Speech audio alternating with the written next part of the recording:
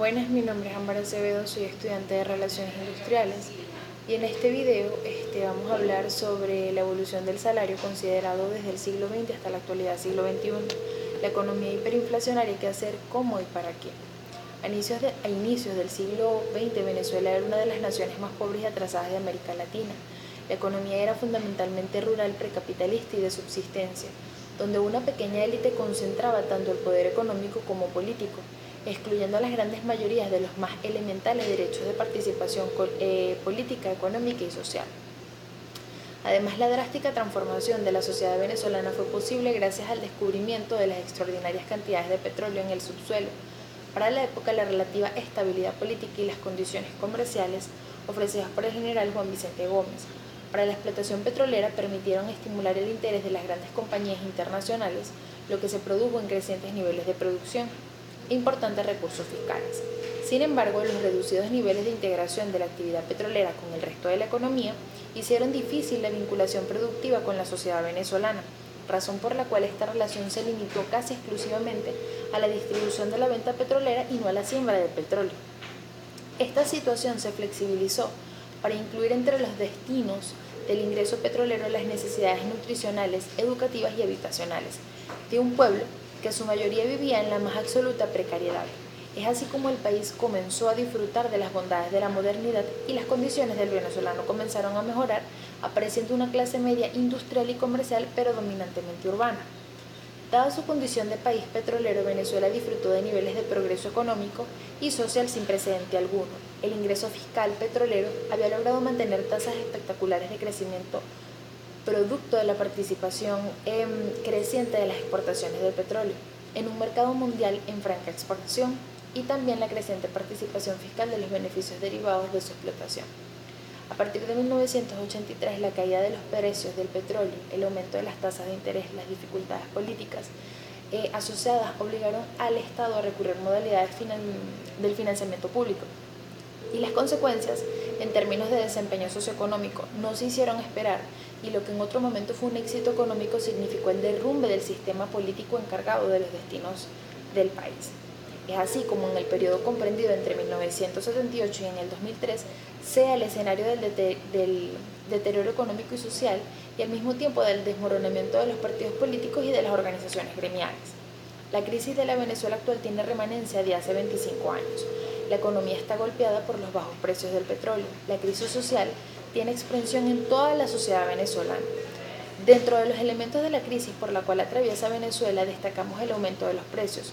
Estos han sido vertiginosos debido a la pérdida de valor de la moneda como consecuencia del aumento de los mismos, lo cual incide en la disminución de la capacidad de compra de los venezolanos.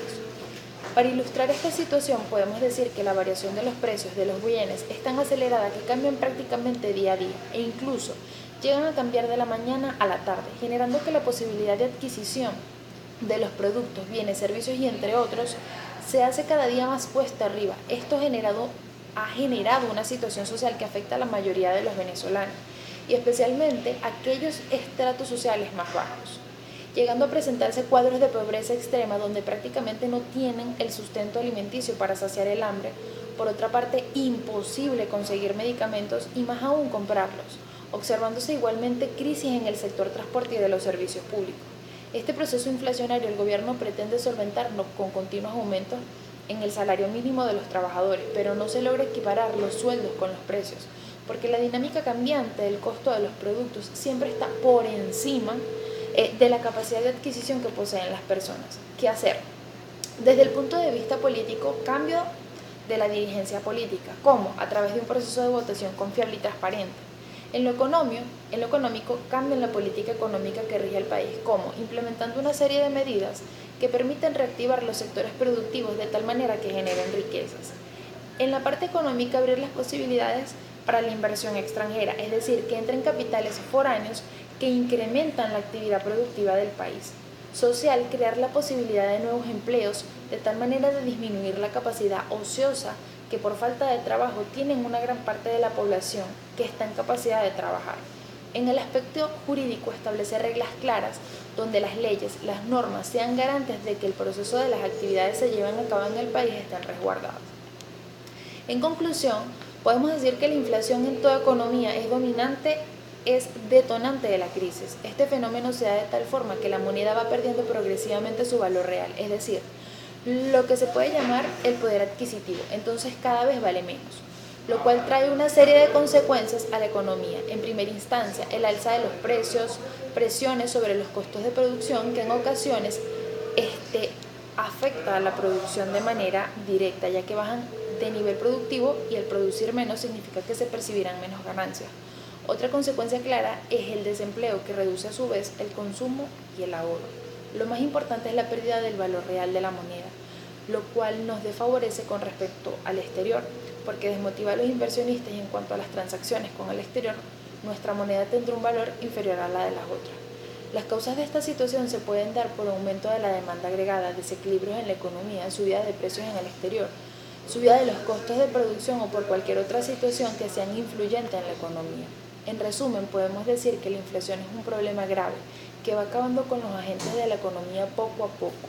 Los gobiernos deben buscar medidas más radicales y que ataquen el problema a largo plazo y desde su verdadero origen. Esto fue todo, de verdad que nos vemos hasta la próxima.